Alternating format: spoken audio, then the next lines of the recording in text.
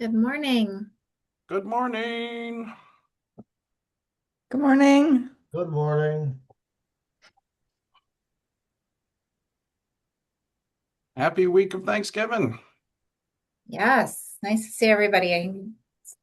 Also nice for me to be at work while my kids are home, not doing anything, and I can be not distracted by that.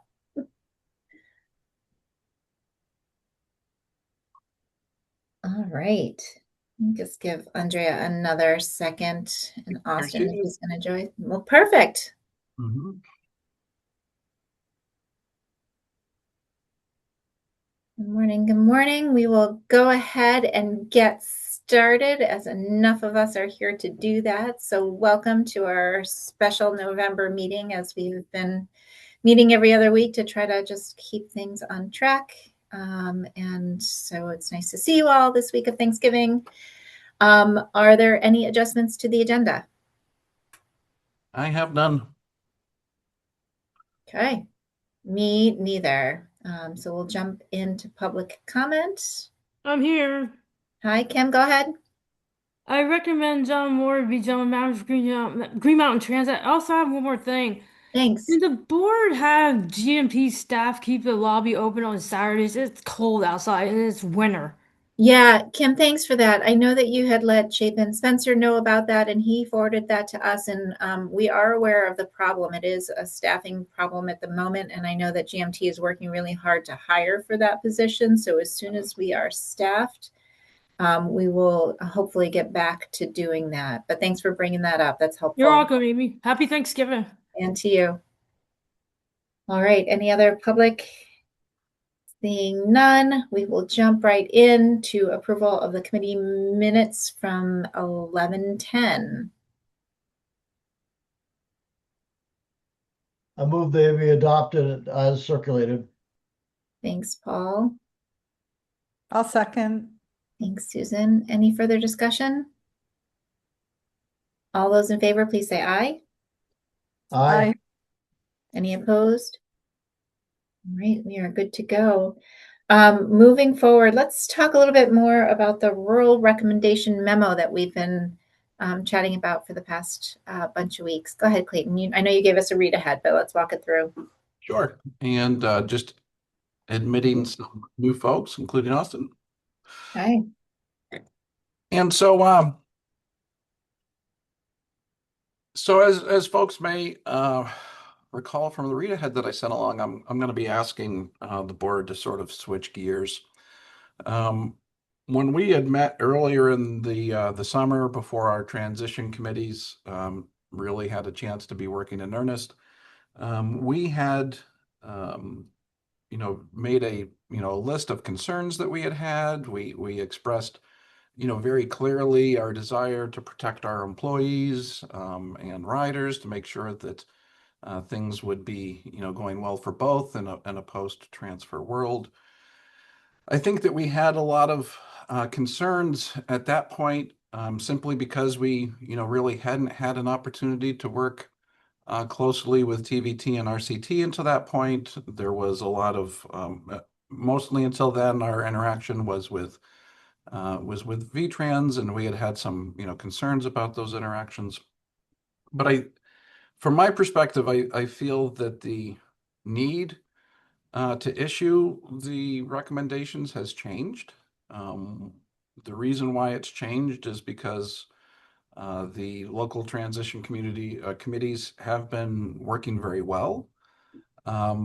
We also see that some of the concerns that we had are being addressed fully. And so, for example, the one that I know that our employees in FGI are getting offer letters this week. The non-union members had already received offer letters, which would provide them with pay at their current rate and comparable insurance benefits, and especially comparable because of the changes to our insurance, making it easier for RCT and TVT to match. And so the letters going out to drivers there is going to have them at the same pay, is going to have them with a comparable health insurance. And so it, it doesn't feel to me like there's any danger of our employees at either location being sort of left behind economically. When you look at Washington County, they're going through a collective bargaining process that is going to leave our employees there sort of, I don't want to say in charge of the process, but that they will have the same opportunity that our employees had in crafting collective bargaining agreements with us. And one of the things that we've also discovered is that VTrans does require a certain amount of transparency with all of the recipients of their public transit funding, and so they may not quite go as far as we have, because we're a government entity with open meeting law, but these are not necessarily closed off groups that are difficult to reach. And so I just feel that the things that we would be hoping to sort of push or recommend from the memo is a lot of those things are sort of coming to pass as being okay. On the flip side, I get the impression, having talked with Tri-Valley Transit and their transition committee last week, that they sort of felt that this memo was unhelpful at best. They were worried about us having a memo that would undermine their bargaining position. But really, their feedback was that it looked like GMT was issuing a memo basically to sort of CYA, cover our butts.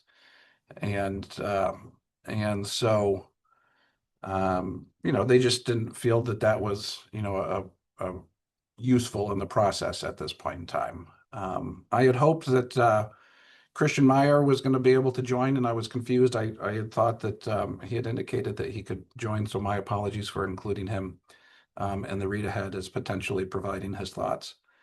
But I will say in that meeting, Christian had expressed, seeing their point of view and questioning whether this was, necessary at this time. And so I think that, at the moment we have a very positive working relationship going on with VTrans, which, we haven't always had. We're working very well with RCT and TVT. And I just see there being more downside to this than potential upside. What I do know is that, we had board members that were that this was very important to them, 4 or 5 months ago. And so I want to make sure that we have a discussion that recognizes, that and to see if their perspective, has changed considering the progress that we've made there. And so that's sort of the, my recommendation, for the best thing for GMT moving forward is that we sort of, drop this, continue to push for, where we can to have our employees that are transferring have the best experience possible, have our riders have the most, easiest transfer possible, and that we sort of leave it at that. All right. Who's got thoughts and feelings about that? Paul? I just am very happy to hear that the concerns have subsided. And I think it makes sense. Why would we potentially muddy the waters when we don't have to? So I support Clayton. I support your recommendation that we drop the memo, keep our eyes wide open. If there's something we can do that'd be helpful, we'll do it, I'm sure. Thanks. Bob, you came off mute. You're too observant. Remember, I have some skills and not others, but I do have some. So Clayton, without having the list in front of me, I think the only one that we still, I don't know, I'm not sure if it's the only one. one of the ones that we potentially have a little bit of concern for, and we had the discussion at our regional discussion, I should say, was the board makeup of RCT. And the other one is making sure Cider is completely whole.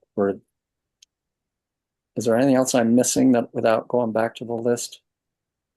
Well, there is a variety of items, such as, keeping our employees, whole for pay and benefits. Yeah. No, I mean, ones that potentially have issues still. I think the employees was pretty clear.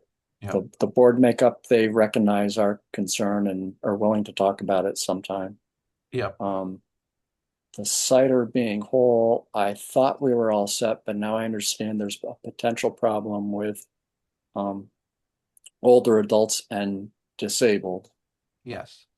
Um, And so I will say that with the O&D program, those changes would be happening whether the rural transfer was happening or not.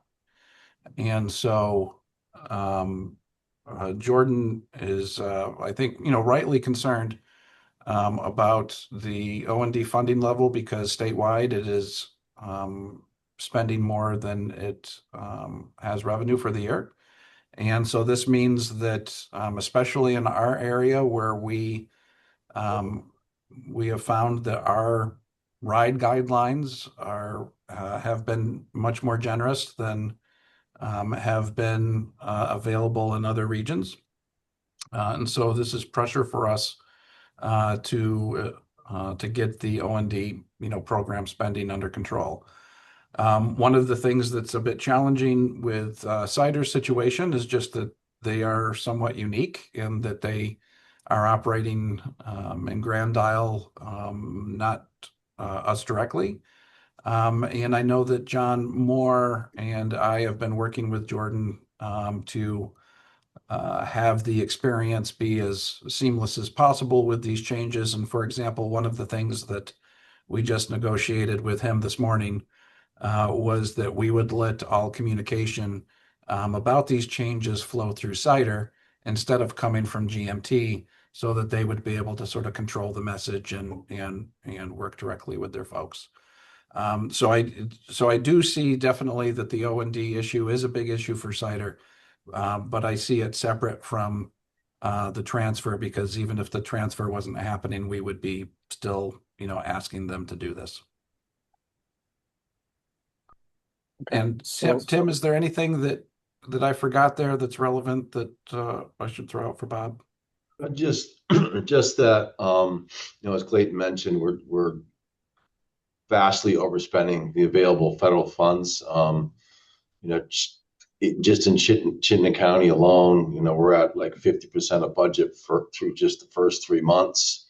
VTrans did give us some additional money to kind of offset that shortfall.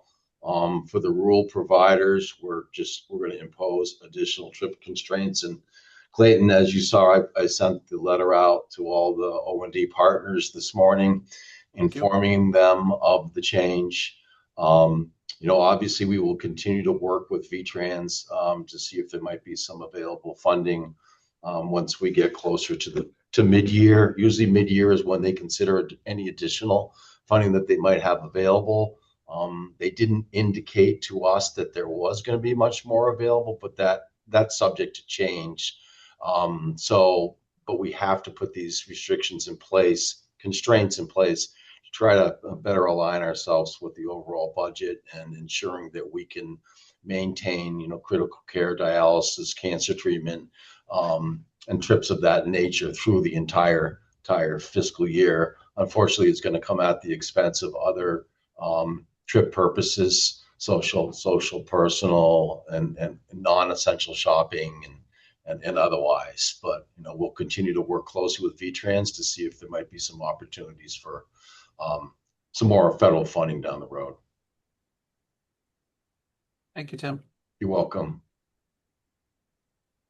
And so, Bob, I'm not sure that it's clear to me that probably advocacy for the O&D program makes sense. certainly advocacy to allow cider to sort of control its destiny as much as possible makes sense.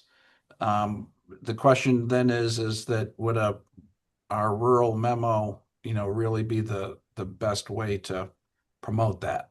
And I'm not sure that's the case. It probably isn't, especially for the O&D issue.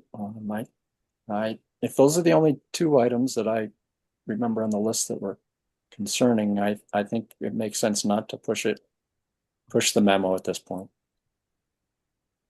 And I can, I should have planned ahead to get pull the memo up.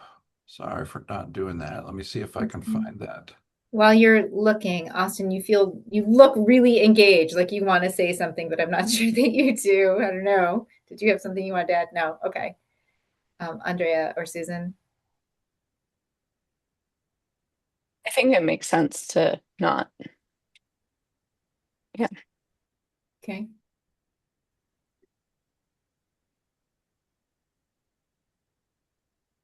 I'm in the same camp. If the issues that we've raised in that memo are moot or counterproductive to the process, then I am at peace with not formally issuing it. Ooh. Sorry, it's taken me a moment to get there. That's okay. I can never find files when I'm looking for them live on a meeting. So go ahead, Susan. I was just going to, yeah, like agree with everything that's been said, as long as we've sort of heard from any folks who really feel strongly otherwise, what their reasons might be. Lacking that, then I think this makes a lot of sense. Okay. And I'm going to try to share now.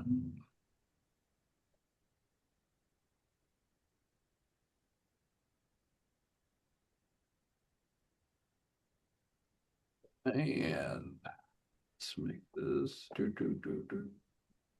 Folks see that? Yep.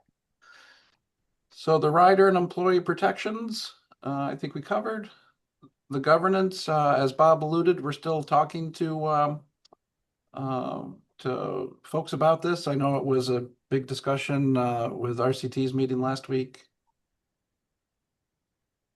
Commitment to the urban funding,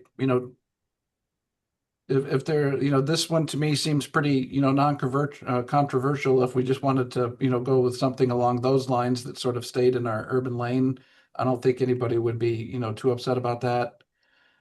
We did talk about the commitment to staffing the last time around with some language that would be more less pointed, I guess. One of the things that I will point out is that we did have a meeting with Dan Courier, Ross McDonald, and Michelle Boomhauer, and this was discussed. And Michelle Boomhauer expressed her opinion that admin staffing levels is the purview of the GMT Board of Commissioners, and that VTrans, of course, is concerned about our costs just because of the financial condition, but it will be the Board of Commissioners that determines what the appropriate staffing level is. So I was happy to hear that guidance from her. We're continuing to have discussions with both VTrans and Tri-Valley Transit about the link service. One of the things that we're trying to figure out is that, do we want to have this a shared service with them running some routes and us running some routes, whether we want to do them all, and also how we would get the local match. Here is what we talked about with making sure that RCT is going to continue to work with Cider, which they seem to be very eager to.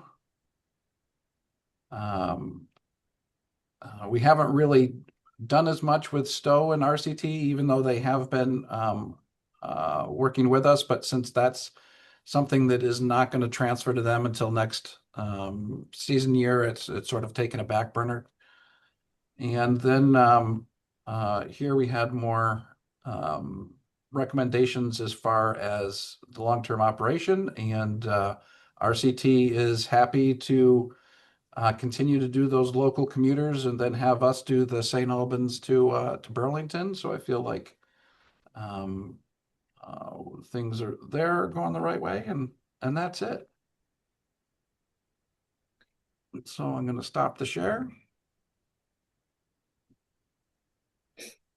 I'm almost wondering whether, some of those detailed things that we've worked through, you all have worked through, are moot now, but some of those, I really, revisiting them reminds me how much I appreciate that there's statements out there that will continue to partner on the link, and that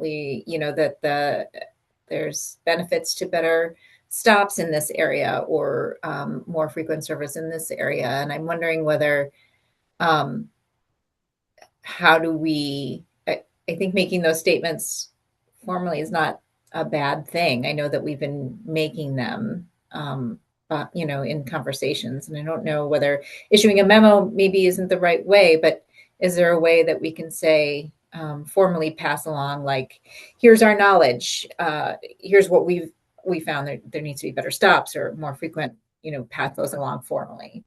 I don't know.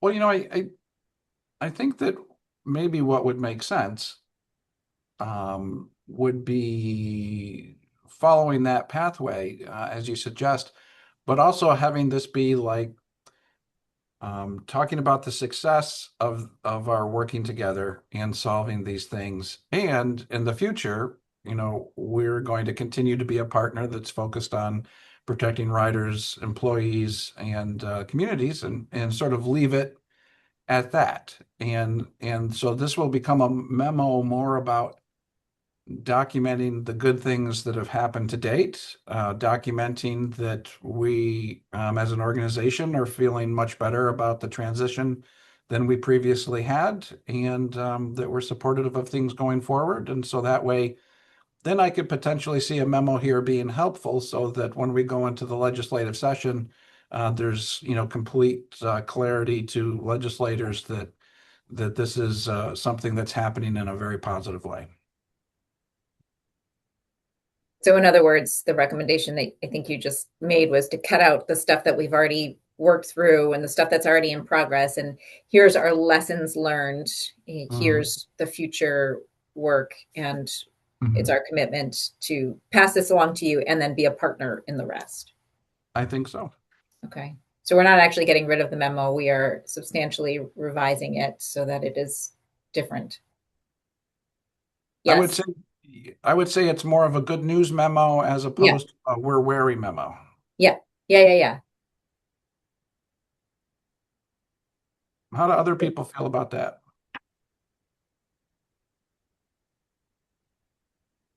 That makes sense to me, Clayton. So it's a status report as we get end of December into January. Here's where we are now, and here's where we're headed in another 6 months. That makes sense.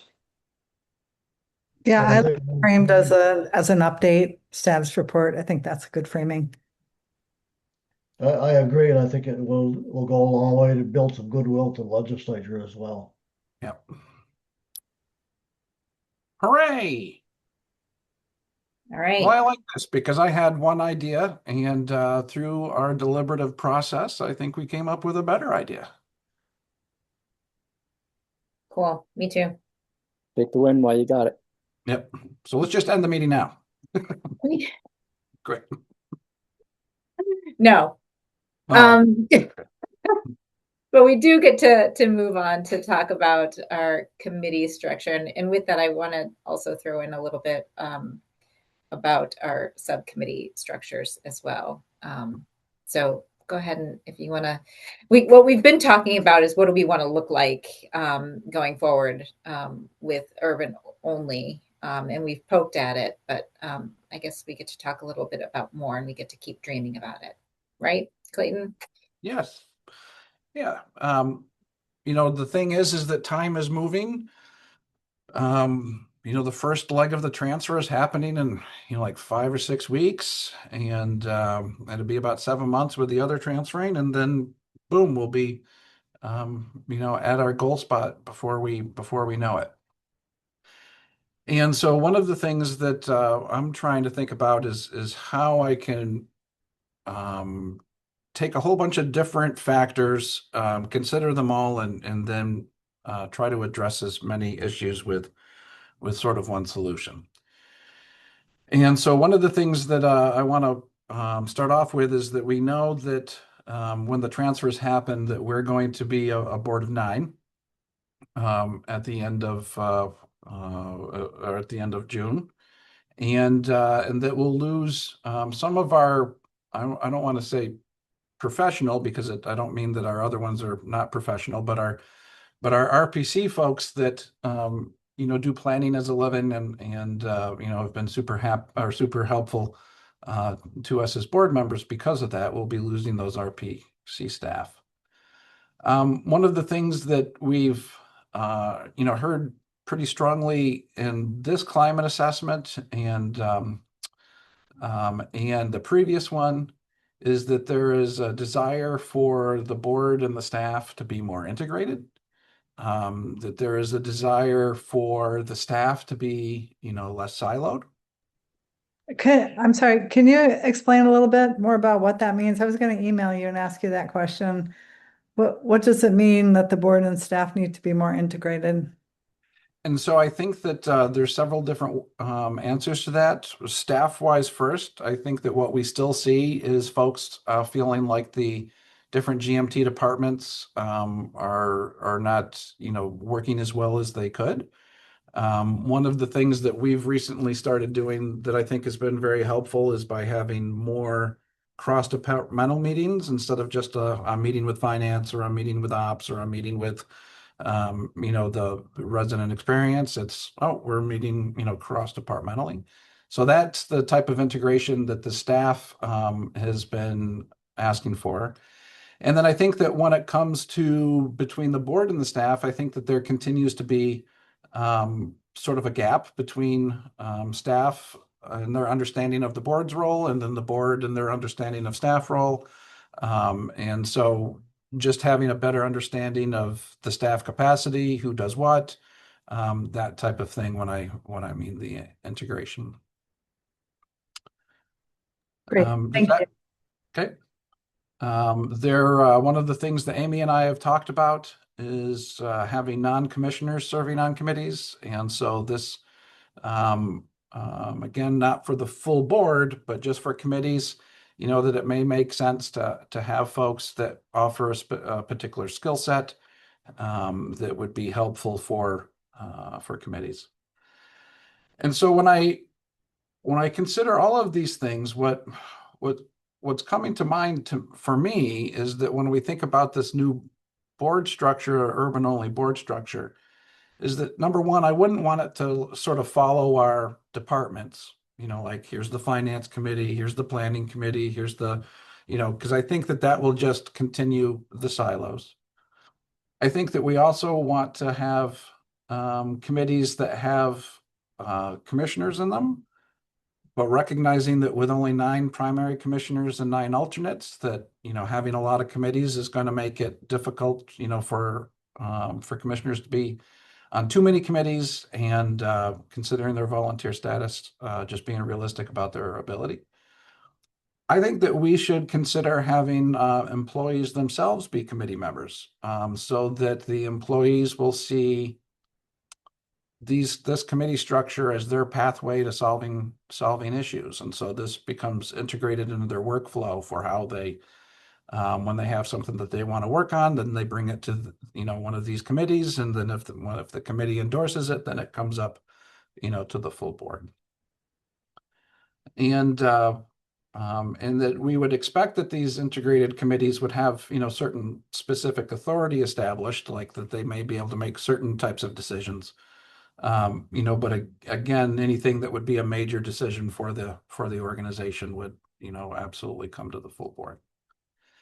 And so I'm not bringing to you any specific ideas on what committees we should have right now, but I'm just sort of bringing this idea of how would you all feel about a committee structure that did have commissioners, employees, and members of the public with specific expertise populating them.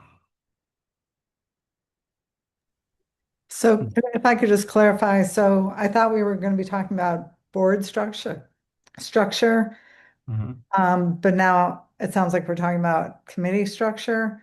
So is that correct? I mean, That's we're correct. not talking, we're not talking about changing the board structure at this point in time again. Okay. Correct. I'm sorry No, for I set that up incorrectly. I was also thinking that's where the conversation was. Well, they're not different, but that's what I was thinking. So I kicked that off incorrectly. Okay, so I'm personally happy not to talk about changing board structure and just to talk about committee structure. I just want to make sure that that's what we are talking about. Yeah, fair enough. Fair enough. Thank you. Mhm. Alona's got a hand up. Go for it. Yeah, I think it also sounds like from your description, Clayton, that we're also talking about management structure because you're talking about having committees approve staff work plans. Is that correct? Yes, and so what I could imagine is that let's just say that one of the committees I think that I would recommend would be a combination, planning, operations, and rider experience, because they all sort of work together, and what I could see then is that this committee, having the ability to have say, hey, here's the work plan for marketing, or here's like the work plan for what we're looking at for like a route change, and then that group would chew on it, and if it had the authority to approve, then it would approve. If it didn't have the authority to approve, it would then go up to the full board. Did I answer your question, Alana?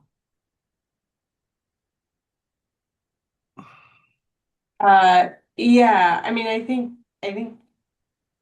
yeah, I don't want to comment on anything. I'll comment. I'm uncomfortable with that, and here's why. Because the staff that you have are the experts Yep. and the professionals, and I don't know that us lay folk on the board, Mhm. how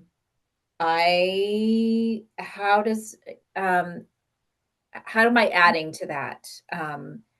If it's an internal kind of work plan, I think it's our role to say the work plan should connect to these visions and mission, right, that we still need to set out. But I don't want to get into the weeds of the work that the staff do. Mhm. I don't want to overstep. And so, Yeah. if I could, And there's lots of hands. there's a lot of hands here, and so when I had this discussion last week with one of the staff members who was bringing up very similar concerns, one of the things that I acknowledged is that there's probably going to be like 3 tiers here. The top tier is the board, and it will be only board members, and they'll be making the high level decisions about our future, about our budgets, about that.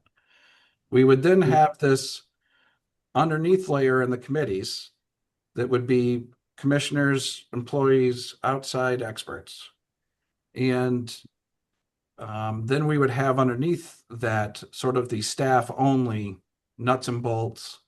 Here's the mechanics of how we're doing stuff, and so things will live in one of those 3 layers.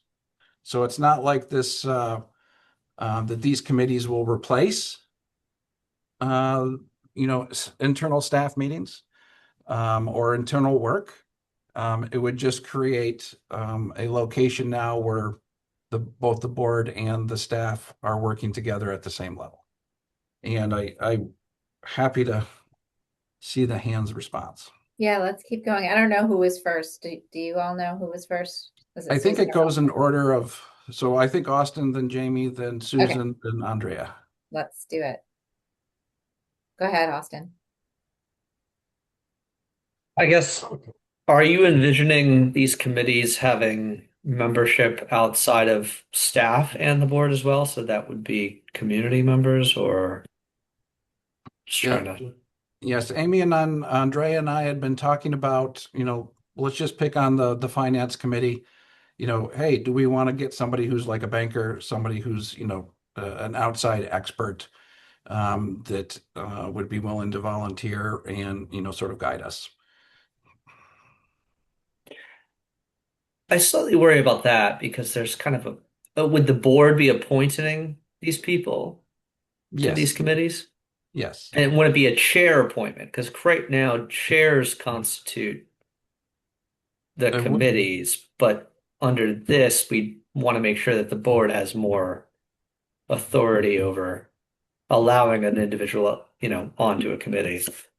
And so we have operated under the, while I've been here with the board chair able to establish committees and populate the committees.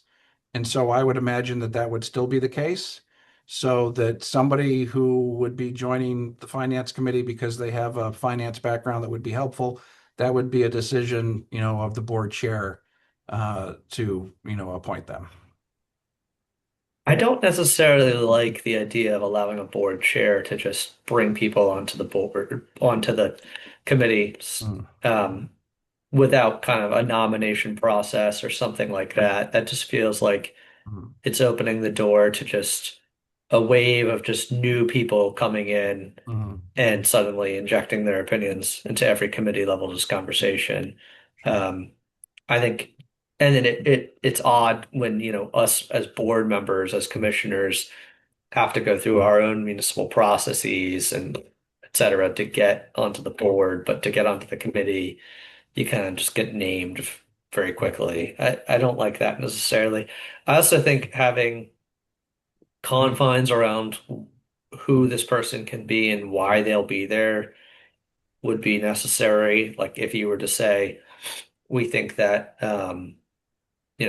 representation from municipalities or RPCs are on this committee for like these purposes, and it's like a position, but just having someone from some random, nonprofit or local business, it just kind of concerns me a little bit as well.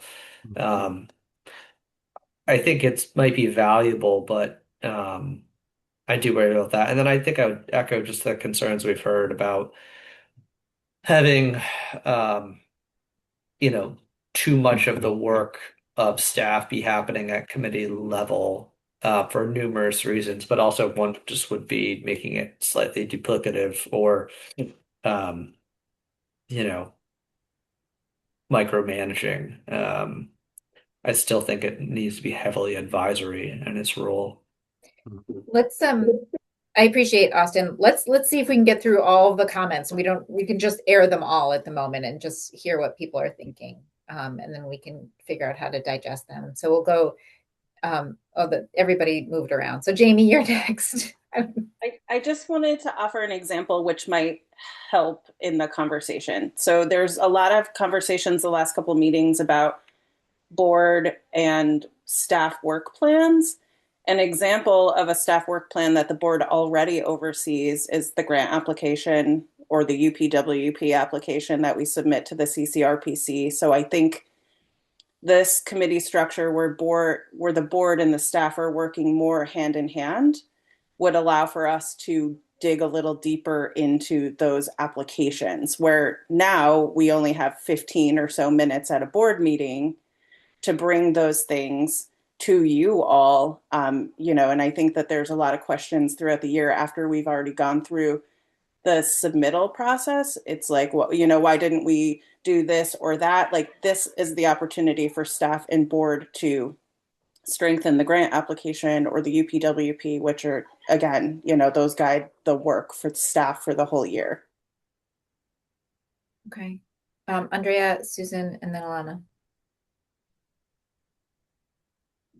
Was Susan before me? I think. I have no idea. Honestly, you guys moved, and so it's really hard to keep track. I'm going random here. I'll go quickly. I just I think as a member of the erstwhile performance committee, I think that committee kind of doesn't function without staff members who know all of the things that we are talking about. And so I do like the idea of formalizing that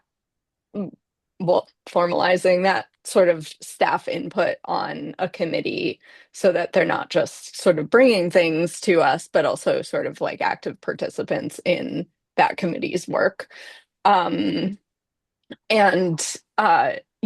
I think that what we do benefits a great deal from staff input. I don't want to put up roadblocks to staff doing their work, would be my main concern. But I like the idea of having staff members who actually know this stuff more than we as board members do, like being able to sort of be full members of the committee, as long as that's a time commitment they're, able to make. Okay, Susan? Yeah, I'm still a little uncertain about what the problems are that we're trying to solve. So apologies for not being able to see that as clearly as some of you already do. So the issue of expertise, I guess I feel like I know that like, there have been some conversations among some of us having a desire to see GMT think more about technologies that are available that maybe we should be considering. So I guess I think in that context, maybe setting up like an advisory board to explore that might be one way to do it. I don't feel comfortable about having our standing committees, having people from the outside appointed to our standing committees for many of the reasons that Austin went through. I guess my sense there is that I assume that GMT has the expertise that it needs to do that job. And I think those of us on the board are kind of just providing some oversight. So I don't know exactly why that current model isn't working. So I'd be curious to know where we're seeing problems in for example, on the finance committee. So that would be helpful. Yeah, I guess I'll stop there.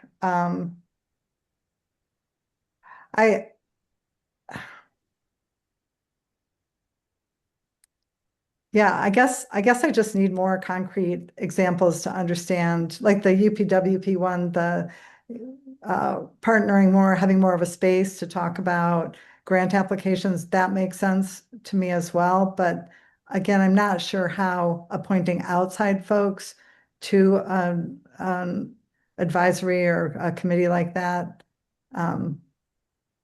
makes sense. So forgive me. I guess I'm still kind of exploring and trying to understand exactly what problems we're trying to solve here. I'm going to jump in and then give the floor to Elena. I think if we're thinking about outside expertise, part of that is a response to us losing 4 or 3 RPC folks in June. Go ahead, Susan. Yeah, I guess like I said, when I think about that expertise, I think that expertise needs to lie within our transit agency staff. And if they don't have the expertise, I think we need to invest in opportunities for them to become the experts.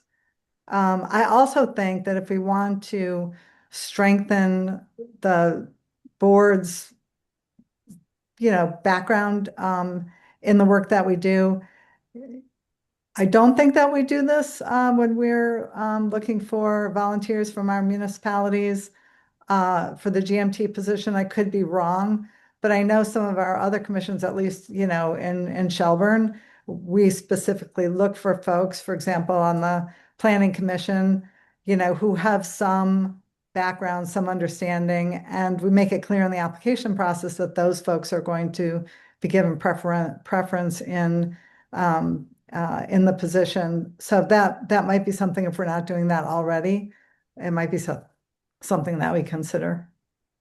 Okay. All right, Alana.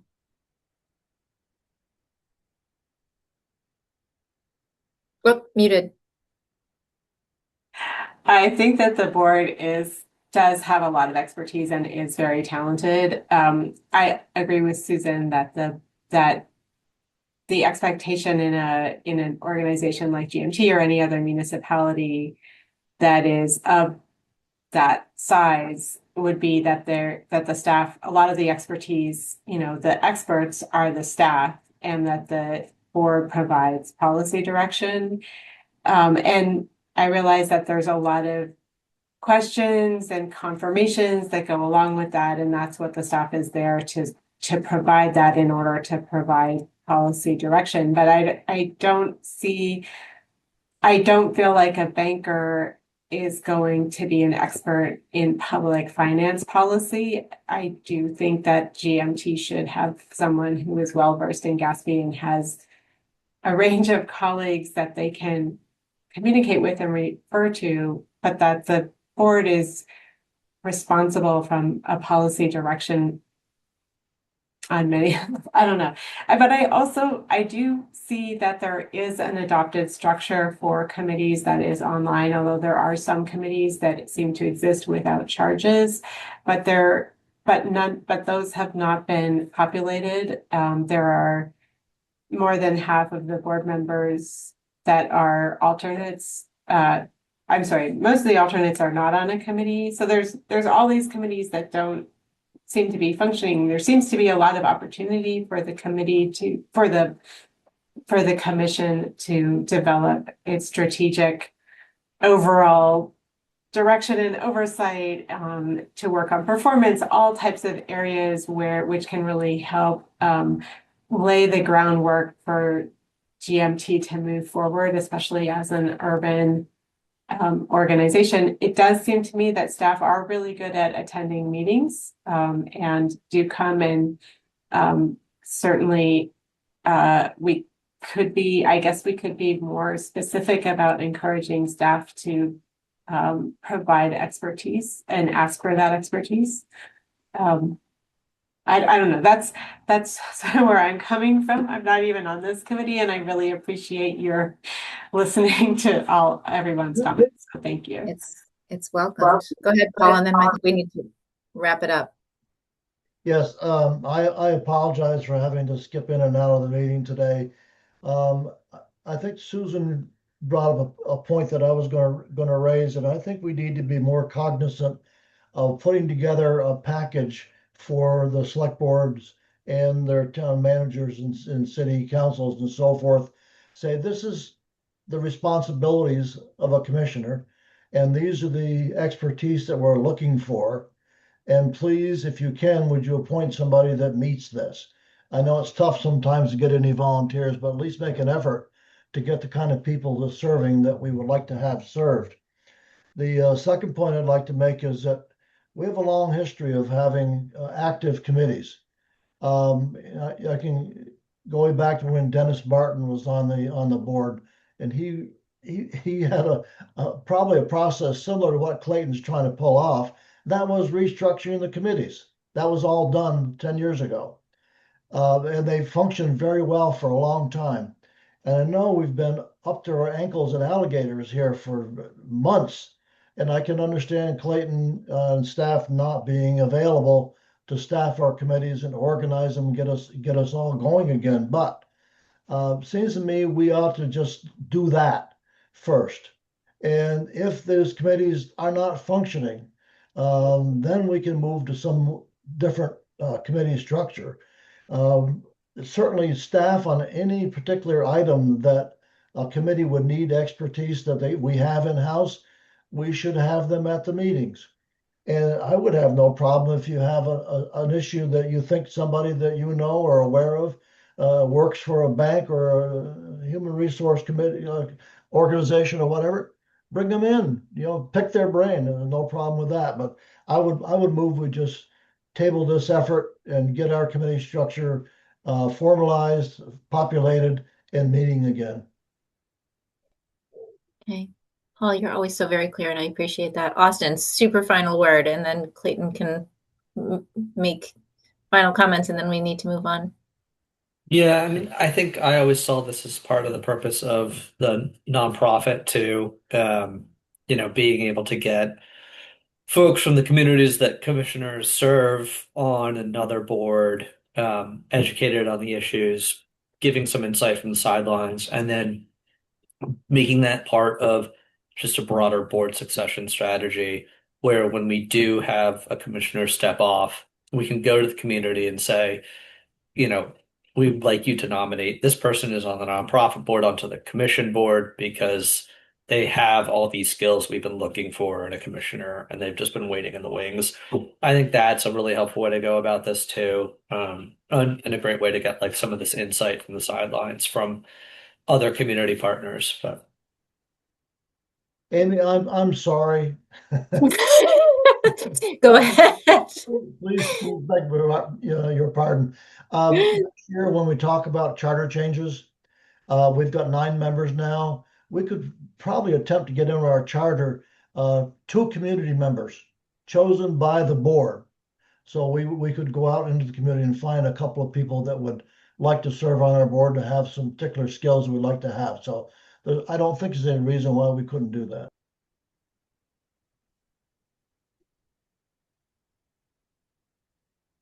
Awesome. This is a good discussion, right? It's rare where we are all kind of thinking different things and coming at it from different spaces. And I really appreciate the conversation. Clayton, to you. I will also add, because I get to be the last statement, I appreciate what problem are we trying to solve? Or does staff need the board to be better educated in the details so that we make better decisions? Or does staff need board help in rounding out how these process? So I was also wondering, chicken and egg kind of thing. But now I'll be quiet and turn it back to you, Clayton. Well, I think that it's both of those things. I do think that staff have the technical expertise, but you all have the your community expertise, and so I think that that's critical there. What I don't want to do is have parallel structures where I create sort of cross-departmental working groups at the staff level, and then have the board create, these committees that, are going to be duplicative. I think in terms of what is the problem that we're trying to solve is that we now have 2 climate assessments in a row that essentially label the board as the weakest link of the organization. And that's including the board's own perception. And so to me, amending the committee structure is how we would get the board to be more effective, because then it would be able to integrate the staff and the board more closely together. I just think we need to dig down a little bit more on that to really understand what that means. What does being ineffective mean? And I think if I could understand that better, it would it would help me to see what solutions would be most appropriate for us to pursue. So I think that's where I'm struggling. The board, we've gone through a lot of change these last 2 years. And as you've acknowledged, and many of us have acknowledged, it's been a frustrating 2 years on many levels. So I appreciate the survey results, but I do think having a better understanding of how we're being ineffective. I know one of the comments that came up was board participation.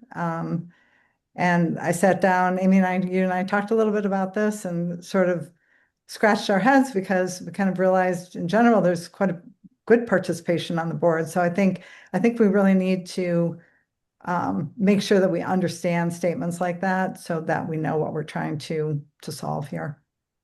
yeah, I just chime in to say I agree with Susan. And I mean, when we have an organization where folks quite literally think that we're a for-profit entity with paid board members, and then say board members are the weakest linked, I mean, that's a problem. I also think we've had this conversation in the past, like the understanding or lack of understanding that we're at the mercy of VTrans and municipalities when it comes to funding, and some of these contract negotiations explaining, like, no, we don't just come up with the funding, we get it from these entities.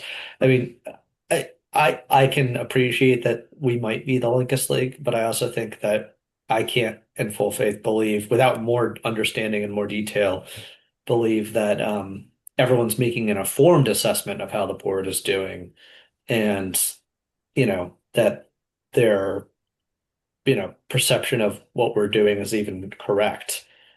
So I'm gonna perhaps next step, and I can share with you that I certainly gave the board and the board chair not stellar ratings, and that is just the overachiever in me, seeing that there's more we could do, right? So I don't think we're doing a bad job. I'm just like, there's more to be done, and we haven't gotten to it. So I think understanding where we are all coming from might be very telling, but it'll, that isn't in the survey, and not everybody's going to be comfortable sharing why, at least on the board, we gave ourselves relatively poor ratings.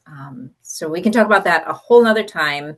We are super running out of time. This has been a great conversation. I think what we can do, Clayton, Andrea, and I, is in our next conversation, we can kind of chew through this and see where we want to go from that. I think we've gotten a lot of feedback. Clayton, how do you feel about that? Sounds good. Okay. Great. I felt like I truncated that. I'm sorry. I hate cutting off conversation, especially when it's lively. Commissioner comments. Does anybody have any more comments?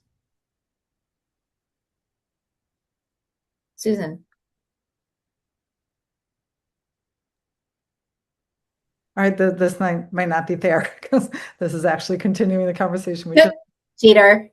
But I do, again, when you guys do talk about it, I would like you to revisit the quantitative results about how the board rated itself, because I thought one of the points that was made was that the board rated itself higher than anybody else did, and that we actually believe that we understand our responsibilities, we work well together, and we're doing a good job, that our scores were right around 4 or higher. So that's You're right. where I'm getting confused about exactly where we have been ineffective in our processes. So I know we don't have any more time to talk about it, but I would just wanted to point that out. You're right. It was just me who rated us poorly, because I think I can do better. That's just an Amyism. That's fair. Okay.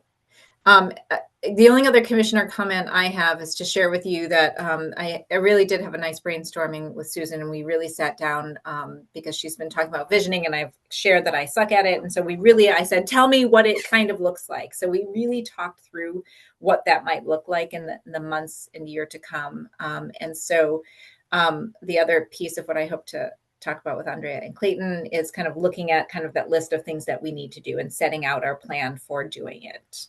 So a little bit more structure to being very intentional on that process. So that's my comment to you all, and my commitment that we do have, an outline of where we need to go, and that can get enhanced as we go. So that's my commissioner comment. Anybody else? Clayton. I feel like I silenced you, and I apologize for that.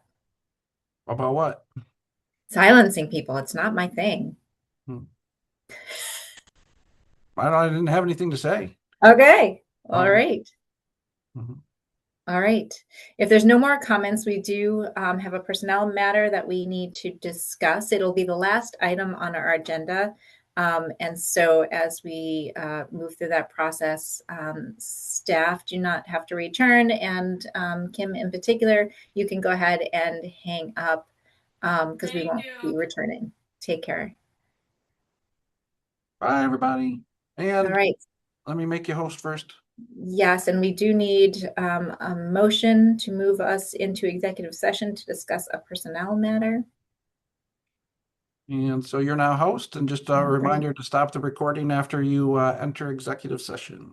I'm hovering, and I'll note the ins and outs votes. Thank you. I'll make that motion.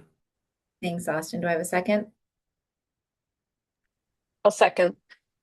All right. Any further discussion? All those in favor, please say aye. Aye. Aye.